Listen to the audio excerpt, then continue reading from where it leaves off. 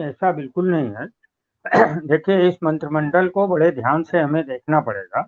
ये जो भी मंत्रिमंडल है या भारतीय जनता पार्टी में जो भी एक्टिविटी है अब हो, चाहे उत्तर प्रदेश में हो, चाहे उत्तर प्रदेश के बाहर हो, केंद्र में हो, उस एक्टिविटी को हमें 2024 के परिप्रेक्ष्य में ही देखना होगा। है। और केशव देव मौर्य पहली बार चुनाव नहीं आ रहे, वो 2002 में भी आ रहे थे, 2007 में भी आ रहे थे। वो इलाहाबाद पश्चिम से लड़ते थे और वहां के माफिया अतीक अहमद के खिलाफ चुनाव लड़के 2 बार हारे हैं, तीसरी बार ये 2012 में जीते। देखिए, उनकी जातिगत समीकरण है, वो बिल्कुल मेरे माननीय मित्र शीतल जी ने बोला, वो बिल्कुल सही अपनी जगह, लेकिन वे इससे ज्यादा बड़ी चीजें दिखाने की कोशिश हमेशा करते रहे। वो जब 2012 में पहली बार सिराथू से, उन्होंने इलाहाबाद से बदल के सिराथू आए गृह क्षेत्र में, वहां से लड़े, तो रूफी जी, इन्होंने 2013 में, अखिलेश जी मुख्यमंत्री थे, इलाहाबाद के केपी कॉलेज में एक ईसाई धर्म प्रचारक, इनको प्रसिद्धि कहाँ से मिली, ये तो मात्र विधायक थे, और उनको उन्होंने वो इलाहाबाद के कॉलेज में जो ईसाई प्रचारक आए थे, ईसाइयों का कोई समारोह था, और उस समय इन्होंने एक बड़ा भारी बवाल मचाया था, और उससे ही इनको पूरे उत्तर प्रदेश में प्रसिद्ध मिली थी। और अखिलेश जी ने तो जिस ढंग से कंट्रोल किया, देखिए अलग चीजें होती हैं, तो इन्होंने हिंदू वर्सेस अन्य जाति, हिंदुत्व का मुद्दा वहां उठाकर ये आए, और उसके बाद उनको 2014 में फूलपुर भेजा गया, वहां से भी रहे। और 2000 देखिए कि हमको इसको 2-3, इनको मोहन भागवत ने रोका, पल्लवी पटेल ने रोका, हम ये सब छोड़ के हम इसको दूसरी तरफ से देख रहे हैं कि मोदी जी को क्या चाहिए। ये मोदी जी के दुलारे हैं, ये मोदी जी के बड़े प्रिय हैं। अगर हम दोनों कंपैरिजन करें तो योगी से ज्यादा प्रिय तो केशव मौर्य हैं, उन्हें बुलाकर उन्होंने पिछले चुनाव में घर पे बैठ के बात भी की थी। और और मैं एक भविष्यवाणी करता चलूं, बीच में शायद बाद में करनी थी, कि ये 2024 तक ही मुख्यमंत्री हैं, योगी जी। 2024 के बाद केशव मौर्य ही बनेंगे, ये भी घोषणा मैं कर दे रहा हूं। लेकिन दो जो अब हो रहा है वो सिर्फ 2024 में। अब इनको क्या मिला, देखिए आप उनको आप कम आंकिए मत, क्योंकि ये जो वोट मिला है इनको, भारतीय जनता पार्टी को, वो मिला है उनके बेनिफिशियरी, जो उनके लाभार्थी थे, जो ग्रामीण क्षेत्र में ज्यादा हैं, और उन्हीं ग्रामीण क्षेत्रों में इन्हें भारतीय जनता पार्टी को गहरे से पहुंचाना है। ये मुख्य काम है, ये तो इनसे बड़ा भाई उनको क्या चलाना है। देखिए, ये काम योगी जी कभी नहीं कर सकते जो केशव मौर्य कर सकते हैं।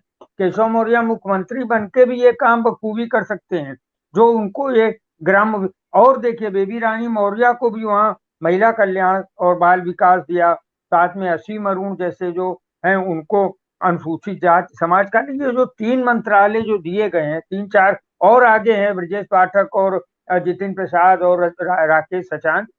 तो कुल मिलाकर मुझे लगता है कि केशव मौर्य मौर्य को 70% जनता के पास पहुंचना, नरेंद्र मोदी की बात करना, नरेंद्र मोदी की योजनाएं पहुंचाना, भारतीय जनता पार्टी के लिए वोट इकट्ठा करना, ये सारा काम जो है, ये सबसे बड़ा काम उत्तर प्रदेश का है जो उन्हें दिया गया है।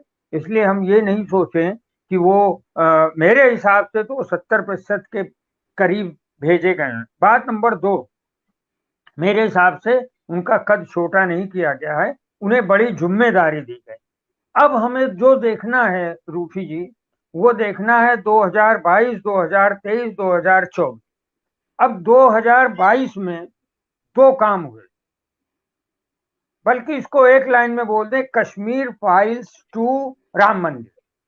अगर हमको ये 2 साल अगर ढंग से हम देख लेते हैं कि कश्मीर फाइल से शुरू हुई चीज, अब जो 23 तारीख को 2023 में राम मंदिर का जो उद्घाटन हो जाएगा, जनता को समर्पित कर दिया जाएगा, उसके बीच में जो लगभग 500 दिन हैं, लगभग 4, 4.5, 500 जो भी दिन हो, उसमें जो छोटी छोटी घटनाएं, जो केशव मौर्य का मैंने बताया, केपी कॉलेज में ईसाई धर्म प्रचारक के खिलाफ इन्होंने बड़ा मूवमेंट किया, तो इन लोगों के हाथ में वो सारी चीजें भी हैं, ये जहां भी इनको मिलेगा। अब कश्मीर फाइल्स जो है उसके माध्यम से उन्होंने क्या करने का, क्या कुछ छोड़ रहे हैं क्या? उन्हें 2000 नरेंद्र मोदी ने एजेंडा दिया हुआ हर एक को कि आप 2024 की तैयारी करिए, 2023 में राम मंदिर आ रहा है। तो उसके लिए जितिन प्रसाद और ब्रजेश पाठक जैसे लोग हैं, दो ब्राह्मण हैं जो युवा हैं, और ये लोग जो हैं ब्राह्मणों के बीच में जाकर काम करेंगे। आपको क्या लग रहा है कि 2024 इनको सरकार चलाने को दिया गया? योगी जी ने कौन सी सरकार चला ली पिछले 5 साल या आगे के 2 साल? 2 ही साल के लिए ये मुख्यमंत्री हैं। देखिए, मैं भाजपा नहीं चलाता हूँ, लेकिन मैं अपनी बात कह सकता हूँ। तो केशव मौर्य को तब तक थोड़ा टास्क दिया गया है कि आप ये करिए, राम मंदिर के की बात ग्राम्य जीवन में जो इनको विभाग दिया है वहां पहुंचाइए। और मेरे ख्याल से ये जो वातावरण बनाया है इन्होंने कश्मीर फाइल से, ये थोड़ा उभारेंगे। देखिए, बीच में जो 4 6 8 और ऐसे मूवमेंट आएंगे जो ये लोग करेंगे। राकेश सचान ऐसे लोग हैं, बहुत अच्छे मित्र हैं मेरे, कानपुर में यूनिवर्सिटी के प्रेसिडेंट भी रहे, सांसद भी रहे। देखिए, इसी से सांसद रहे, समाजवादी पार्टी से विधायक और सांसद दोनों रहे। और इस समय प्रियंका गांधी के सलाहकार थे।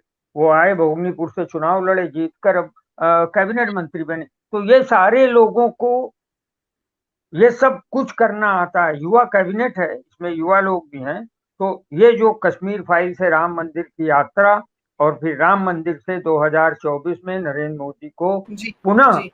प्रधानमंत्री बनाने की चाह, ये एजेंडा है। इसलिए मेरे हिसाब से ये कमजोर नहीं है, का कद केशव मौर्य का कमजोर नहीं। हाँ, जिम्मेदारी बड़ी थी। नहीं, मैं धर्मयुग पत्रिका में डॉक्टर भारती के साथ रहा हूँ, उनके साथ कई साल काम किया है। तो जो मनोरंजन शब्द आया ना, तो चूंकि हम लोगों को व्यंग वगैरह भी देखना पड़ता था, तो बड़ा मुझे हंसी आई कि ये ग्राम विकास और मनोरंजन साथ में, लेकिन सरकारों में ये सब होता है। तो इसलिए मैं मुस्कुराया, मेरा खास कुछ ऐसा नहीं था। देखिए, शीतल जी ने बहुत कीमती बात बोली। हम उनकी शक्तियों पर बात करें या एक मंत्री या उपमंत्री, सबसे ज्यादा बड़ी बात है कि 2024 में जो उसकी तैयारी तो उन्होंने कर दी, वो तो हमेशा इलेक्शन के मूड में रहते हैं। अब उन्होंने, और मैंने जो केशव मौर्य के लिए बात कही है वो मैंने इलेक्शन के बाद ही कही कि इलेक्शन के बाद संभवतः इनकी जो बहुत महती आकांक्षा है मुख्यमंत्री बनने की, तो हो सकता है योगी जी को केंद्र में बुला लें अगर सरकार दोबारा बनी। और ये मैं भविष्यवक्ता नहीं हूँ, लेकिन जैसी परिस्थितियां शीतल जी ने बोली हैं कि समाजवादी पार्टी जो उत्तर प्रदेश का प्रमुख विपक्षी दल, दूसरा नंबर का है कांग्रेस जिसके पास 2 सीटें हैं, और तीसरे नंबर का है बीएसपी। अब इनकी आप हालत देख लीजिए। अब इनकी हालत देखने के बाद क्या हम लोग इस संभावना को प्रबल रूप से देख सकते हैं कि केंद्र में मोदी जी चले जाएंगे? केंद्र में मोदी जी को हटाने के लिए अभी ईगो क्लैश सबसे पहले तो सपा में ही शुरू हो रहा है।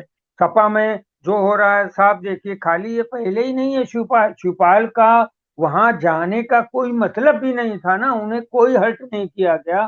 संगठ गठबंधन दलों के साथ उनको बुलाया गया था, वो चल। लेकिन वही मैंने बोला ना, एक कि हम कानपुर के आसपास के हैं कि एक तो बिटिया रुआसी, ऊपर से विदा करैया आ गए।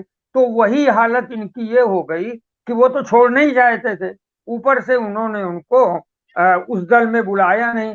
तो वो बेचारे जो है रूठ रूठ के, और मतलब बहाना मिल गया, रूठ के वो वहां चले गए। और चले जाएं, अच्छा है। हमें तो लगता है ऐसे वक्त में वो लोग चले जाएं जो बाद में और धोखा देंगे। लेकिन अखिलेश जी के लिए 2024 में करने के लिए कुछ नहीं है। तो मैं एक बार बार नया पॉइंट उभारता हूं जो बहुत लोगों द्वारा रिजेक्ट कर दिया जाता है। मुझे लगता है कि ये जो अखिलेश यादव को अपने, अभी देखिए, अखिलेश यादव ने जो गठबंधन अपने दलों को बुलाया था उसमें जयंत चौधरी नहीं आए, उनका रिप्रेजेंटेटिव आया। उसी तरीके से और भी एक दो दलों ने अपने रिप्रेजेंटेटिव भेजे। यानी उतना ऑब्सेशन, उतने ऑब्सेस्ड नहीं है अभी सपा के प्रति वो, क्योंकि वो भी आ रहे हैं बुरी तरीके से। और और जो जयंत चौधरी देखेंगे, अब वो 2024 में उत्तर प्रदेश का चुनाव तो उनकी प्रायोरिटी नहीं है। उत्तर प्रदेश में मतलब जो विधानसभा का चुनाव है, जयंत चौधरी की प्रायोरिटी लोकसभा रहेगा।